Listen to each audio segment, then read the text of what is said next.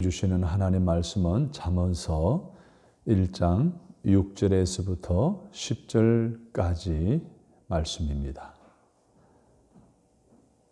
잠언과 비유와 지혜 있는 자의 말과 그 오묘한 말을 깨달으리라. 여호와를 경외하는 것이 지식의 근본이거늘 미련한 자는 지혜와 훈계를 멸시하느니라. 내 아들아, 내 아비의 훈계를 들으며 내 어미의 법을 떠나지 말라. 이는 내 머리에 아름다운 관이요 내 목에 금사슬이니라. 내 아들아, 악한 자가 너를 깰지라도 따르지 말라. 아멘. 오늘은 부모가 자녀에게 가르쳐야 할 것이라는 제목으로 말씀을 드리려고 합니다. 부모가 자녀에게 가르쳐야 될 것 무엇일까요? 사실 이 시대는 자녀를 가르치기가 쉽지 않습니다. 자녀들이 부모의 말을 들으려고 하지를 않는 그런 세태가 이 시대에 가정의 문화가 되어버리고 있는 실정이기 때문에 그렇습니다. 그렇다 하더라도 우리는 자녀를 가르쳐야 합니다. 우리 하나님은 이 성경을 통해서 단순히 구원에 관한 말씀만 주신 것이 아닙니다. 우리가 어떻게 생활해야 되는지, 사회 생활에 대해서도, 또 가정 생활에 대해서도, 직장 생활에 대해서도, 사람이 살아가는 데 있어서 필요한 모든 생활 속에 필요한 지혜를 성경 가르치고 있습니다. 그것을 우리는 잠언이라고 그럽니다. 오늘 본문을 담고 있는 이 성경을 가리켜 우리는 잠언이라 그러지요.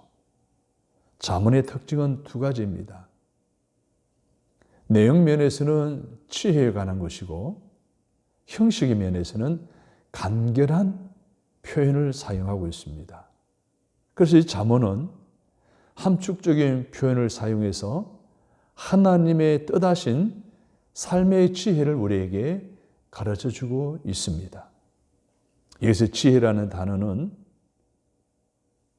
단순히 생각뿐만 아니라 말과 행동을 포함한 총망라한 것임을 우리는 알아야 합니다.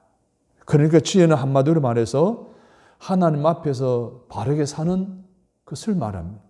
다른 말로 말하면 어떻게 하면 하나님을 기쁘시게 하는 삶을 살아가는가 하는 것이 지혜입니다. 그렇다면 어떻게 사는 것이 지혜로운 삶이며 어떻게 사는 것이 하나님을 기쁘시게 드리는 삶일까요? 오늘 본문 8절에 보면 아비의 훈계, 어미의 법이라고 하는 표현이 나옵니다. 이 말씀은 곧 부모는 자녀를 가르쳐야 한다는 것을 의미하고 있습니다. 부모는 그 무엇보다도 우리 자녀들에게 지혜를 가르쳐야 합니다. 예나 지금이나 자녀들을 가르치는 것을 어렵게 생각하며 그래야 합니다. 그러함에도 자녀들이 잘 되기를 바란다면 우리는 자녀를 가르쳐야 합니다. 그래야 하나님께서 잘 가르치는 우리의 삶을 통하여 기뻐하신다는 거예요. 그래야 할 때 여러분의 자녀가 하나님이 주시는 풍성한 복을 누리게 될 뿐만 아니라 또 그로 인하여 부모 자신에게 큰 복이 되기 때문에 우리는 어떤 시대적인 문화, 정서가 어떠 할지라도 나의 선물로 주신 우리 자녀 손들을 가르쳐야 됩니다. 결국 잠언이라는 것은 부모가 자녀에게 가르쳐야 할 지혜의 길잡이라는 것을 우리는 알 수가 있습니다. 오늘 어버이 주일을 맞이하여 부모가 자녀에게 가르쳐야 할 것이 무엇인지, 부모가 자녀에게 가르쳐야 할 지혜가 무엇인지 살펴보면서 오늘도 은혜를 저와 여러분 함께 나누고자 합니다. 자, 그런데 의아한 생각이 들지 않습니까? 지금 어버이 주일인데, 어버이 주일이면 자녀의 부모에게 어떻게 해야 되는가에 대한 가르침의 설교를 들어야 되는데 이게 웬일? 아니, 부모가 자녀를 어떻게 가르쳐야 될 것인가에 대한 설교의 말씀을 들어야 되니 좀 의아하게 생각이 들 것입니다. 그럼 분명히 알아야 될 것은 부모가 자녀를 제대로 가르쳐야 그 자녀들이 부모에게 성경적인 가치관에 따라서 자라게 되어진다는 사실 때문에 그렇습니다. 부모가 자녀를 잘 가르치면 그 자녀들이 부모에게 공경과 효를 다하여 부모님들이 큰 기쁨을 누릴 수 있기 때문이라는 것입니다. 그래서 이 시간에는 부모가 자녀를 어떻게 가르쳐야 할지에 대한 내용 가운데서 몇 가지를 말씀을 드리려고 합니다. 첫째는 하나님을 경외하도록 가르쳐야 합니다. 잠언서 9장 10절의 말씀에 보면 여호와를 경외하는 것이 지혜의 근본이라고 했습니다. 오늘 본문 7절에 보면 여호와를 경외하는 것이 지식의 근본이라고 말씀하고 있습니다. 이 지식, 즉 하나님을 아는 것이 지혜의 핵심적인 요소임을 말씀해 주고 있습니다. 그래서 경외라는 말은요, 우리말로 해석을 하면 공경할 경입니다. 외는 두려워할 외를 말하는 것입니다. 성서에서도 같은 의미로 사용되어졌어요. 그러니까 하나님을 경외한다는 말씀은 하나님을 공경하는 마음에서 우러나오는 거룩한 두려움을 의미하는 것입니다. 이것이 경외예요. 우리의 자녀들이 하나님을 두려워하도록 거룩한 두려움으로 공경하도록 가르쳐야 한다는 거예요. 그럼 무엇을 구체적으로 가르쳐야 할까요? 부모는 자녀에게 하나님을 경외하도록 하나님의 높고 위대하심을 가르쳐야 됩니다.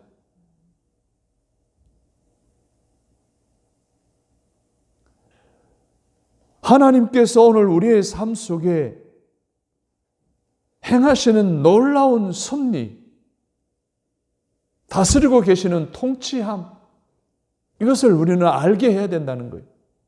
하나님의 사람을 포함한 천지 만물을 창조하신 위대하신 높으신 분이심을 가르쳐야 됩니다. 학교에서 공부할 때 세상의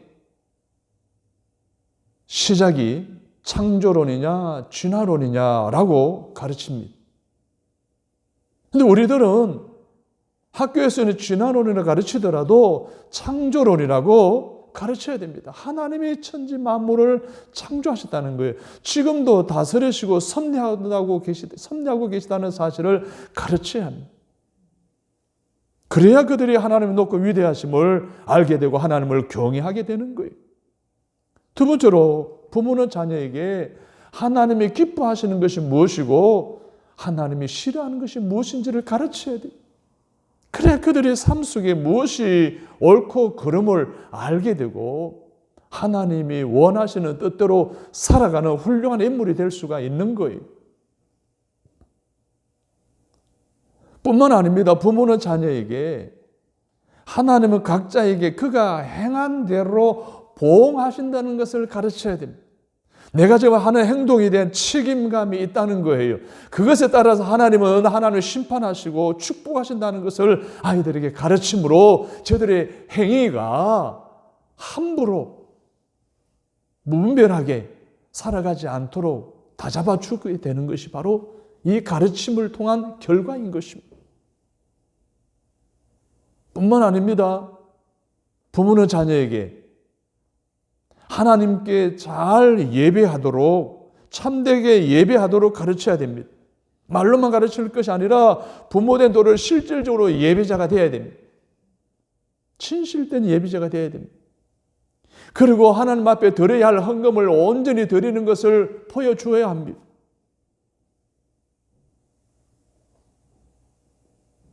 성경에 잠언서 3장 7절로 10절에 보게 되면 한번 찾아 읽을까요? 잠언서 3장 7절 10절 스스로 지혜롭게 여기지 말지어다. 여호와를 경외하며 악을 떠날지어다. 이것이 내 몸에 양약이 되어 내 골수를 윤택하게 하리라. 내 처물과 내 소사물의 처음 익은 열매로 여호와를 공경하라. 그리하면 내 창고가 가득히 차고 내 포도즙 털에 새 포도즙이 넘치리라. 할렐루야. 우리의 자녀가 하나님을 경외하면 그들은 저절로 하나님이 미워하시는 악을 떠나게 된다는 거예요. 그렇게 되니까 건강의 축복도 받게 되고 물질의 축복도 받게 된다는 것을 말씀하고 있어요. 여러분의 자녀들을 하나님을 경외하는 자녀로 양육하여 여러분의 자녀들이 건강의 복도 받고 물질의 복도 받는 하나님을 경외하도록 살아가게 하는 여러분의 가르침이 있게 되기를 주님의 이름으로 축복합니다. 두 번째로는 부모에게 순종하도록 가르쳐야 합니다. 오늘 8절 말씀을 보십시오. 내 아들아 내 아비의 훈계를 들으며 내 어머니의 법을 떠나지 말라라고 말하고 있습니다. 즉 부모는 자녀에게 부모의 훈계와 법을 듣고서 그대로 순종하도록 가르쳐야 한다는 거예요. 시편 51편 5절에 보면 사람을 죄에서 출생한다라는 표현을 하고 있습니다. 다시 말해서 사람은 죄인이라는 거예요. 죄를 지을 수밖에 없는 존재라는 거예요. 그러기에 부모가 자녀에게 순종을 가르치지 않으면 자녀가 저절로 부모에게 순종하지 못한다는 거예요. 오히려 거역하게 된다는 거예요. 여러분 순종도 훈련받아야 됩니다. 아브라함을 보십시오. 아브라함은 훈련을 받은 순종의 사람이었습니다. 그리고 그 어려운 상황 속에서도 아들을 번제물로 바치라는 상황 속에서도 순종할 수 있었던 거예요. 그 아브라함의 훈련된 순종의 삶을 통해 여호와 이레의 축복을 받은 줄로 믿습니다. 그러므로 부모는 자녀에게 부지런히 순종을 기회가 있을 때마다 가르치시기를 간절히 바랍니다. 여러분 한번 생각해 보세요. 부모에게 순종하지 않는 이 자식들이 누구에게 순종하겠습니까? 그런 자녀들은 교만해졌어요. 자기가 세상에서 제일인 줄 알아요. 그들은 이기적입니다. 자기중심적인 사람에 대해서 사회생활에 적응하기가 힘들고 관계성을 건강하게 유지해 나가기가 어렵습니다. 그래서 잠언서 23장 13절 14절에서 부모는 채찍질 해서라도 자녀에게 순종을 가르쳐야 된다고 이렇게 말하고 있어요. 네가 그를 채찍으로 때리면 그의 영혼을 소홀에서 구원하리라. 채찍으로 때려서라도 그들의 영혼을 구원시키라 라는 말씀이에요. 요즘 아이도 적게 낳습니다. 인구 절벽인 상황도 있지만 교회 학교가 죽어가고 있는 이유가 뭡니까? 20세 제도 때문에 아이들을 예배보다도 하나님보다도 공부에 더 집중시키는 오늘 기존 세대의 그리스도인들의 자녀 교육의 부재 때문에 일어난 현상이 아닐까요?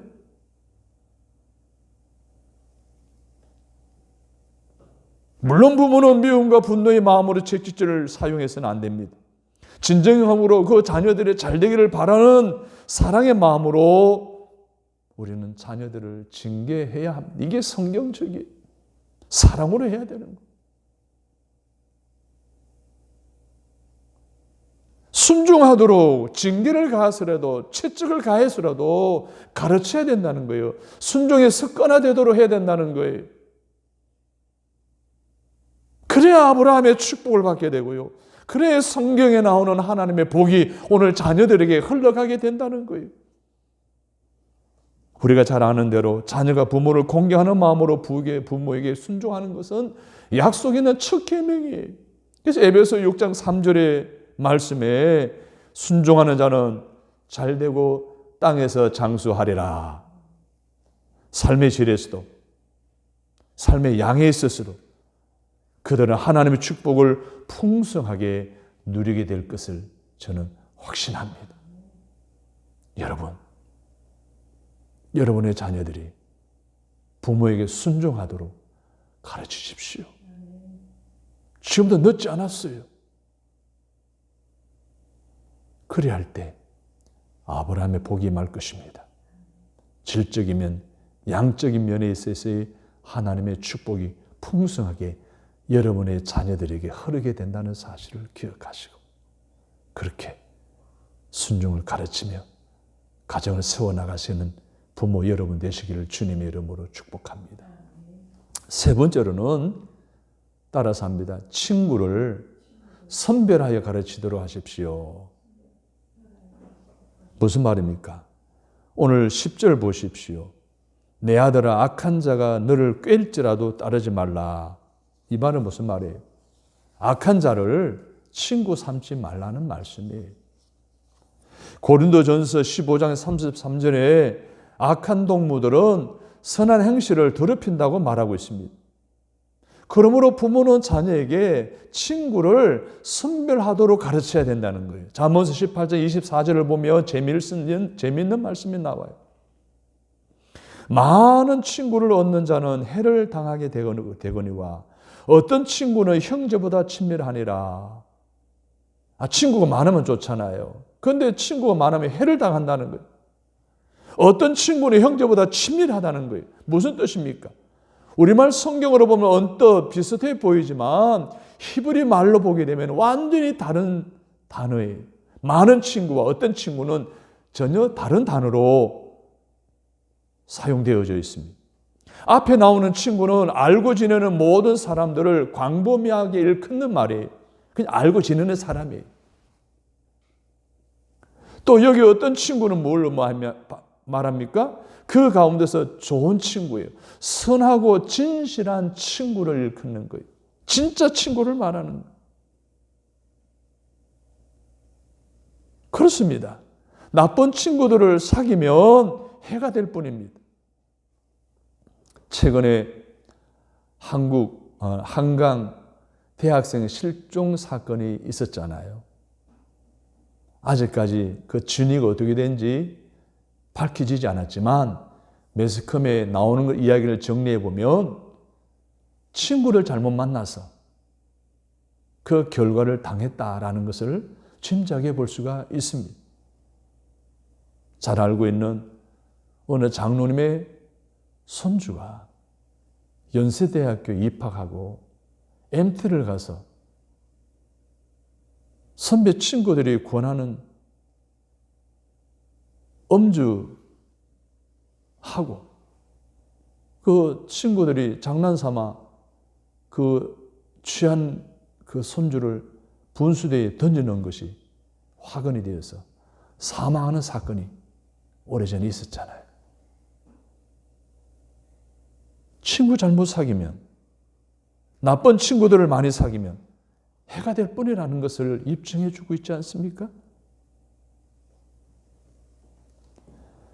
잠언서 2장 13절 15절을 같이 읽겠습니다.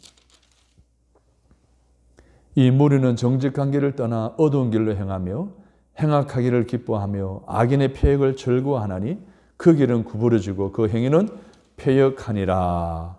이렇게 말씀하고 있어요. 나쁜 친구들은 정직한 길을 떠나 어두운 길로 행한다는 거예요. 행악하기를 기뻐하며 악인의 패역을 즐거워한다라고 말하고 있어요. 또한 그들의 길은 구부러지고 그들의 행위는 패역하다라고 분명히 잠언서 기자는 말하고 있습니다. 따라서 자녀들이 나쁜 친구들을 많이 사귀기보다는 적더라도 좋은 친구를 사귀도록, 선별하여 친구를 사귀도록 가르쳐야 된다는 거예요. 그래야 그들이 바르고 정직한 길로 행하며 하나님의 축복을 많이 누리게 될 것이기 때문에 그렇습니다.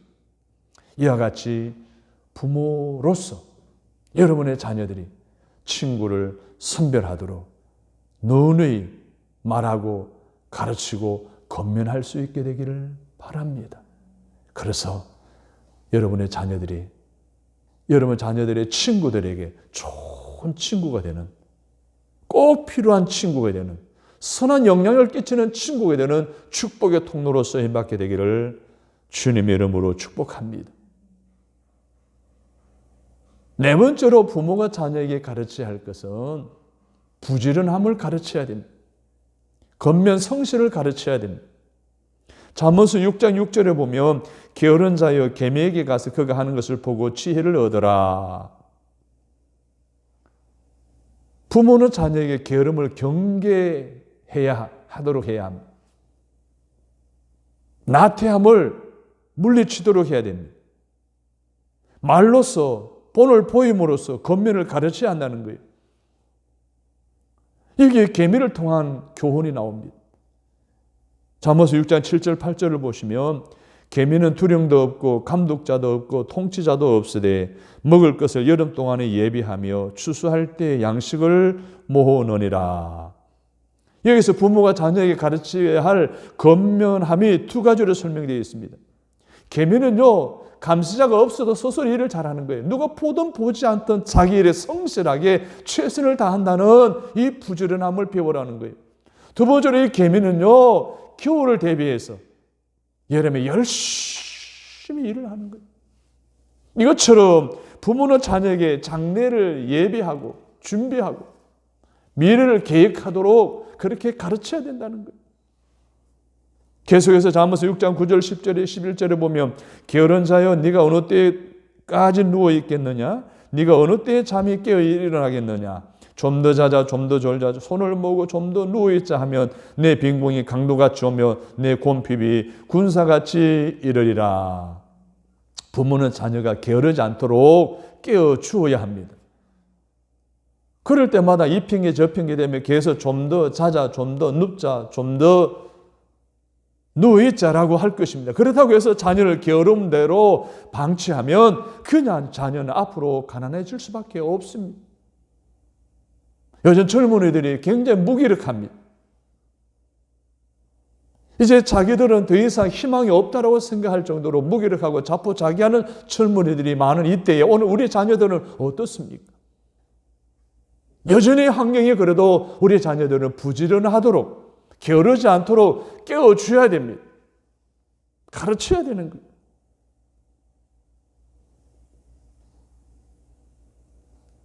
잠언서 10장 4절의 말씀처럼 게으른 자는 가난하게 되지만 부지런한 자는 부하게 될 수밖에 없습니다. 자녀에게 부지런함을 가르칩시다. 그래서 잠언서 22장 29절의 말씀처럼 우리 자녀들이 자기 일에 능숙하여 천한 자 앞에 서지 않고 왕 앞에 서는 그러한 존귀한 자로 성장하게 하는 부모 여러분이 되시기를 주님의 이름으로 축원합니다. 마지막으로 이웃을 사랑하도록 가르쳐야 합니다. 저는 개인적으로 성도들에게는 항상 빼놓지 않고 가르치는 생활의 수칙이 있습니다. 이웃에게 담보하지 말아라. 타인을 위하여 보증 서지 말아라. 라고 이야기합니다. 교회 안에 많은 문제를 일으킨 원인이 된 것을 저는 보아왔기 때문에 그렇습니다. 그렇다고 해서 이웃이 어려울 때 돕지 말라는 뜻은 아닙니다. 도와야 됩니다. 부모는 자녀에게 이웃을 사랑하도록 가르쳐야 된다는 거예요.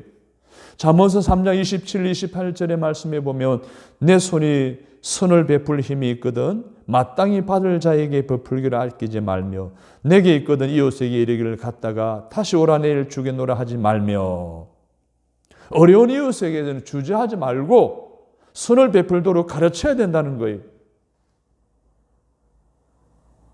즉시 이웃을 사랑하는 그런 자녀로 양육하라는 이야기예요. 계속해서 잠언서 3장 29절 31절에 보면 방금 읽은 말씀 아닙니까? 부모는 잠언 3장 29절 31절의 말씀에 보면 내 이웃이 내 곁에서 평안히 살거든 그를 헤아리고 꾀하지 말며 사람이 내게 악을 행하지 아니하였거든 까닭 없이 더불어 다투지 말며 포악한 자를 부러워하지 말며 그의 어떠한 행위도 따르지 말라. 무슨 말이에요? 부모는 자녀에게 이웃과 화목하며 이웃과 다투지 말도록 가르쳐야 한다는 것을 말씀하고 있어요.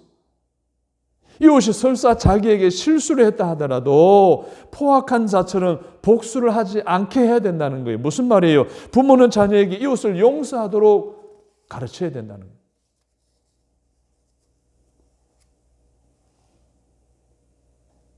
눈에는 눈, 이에는 이. 이게 이슬람의 삶의 수칙이잖아요.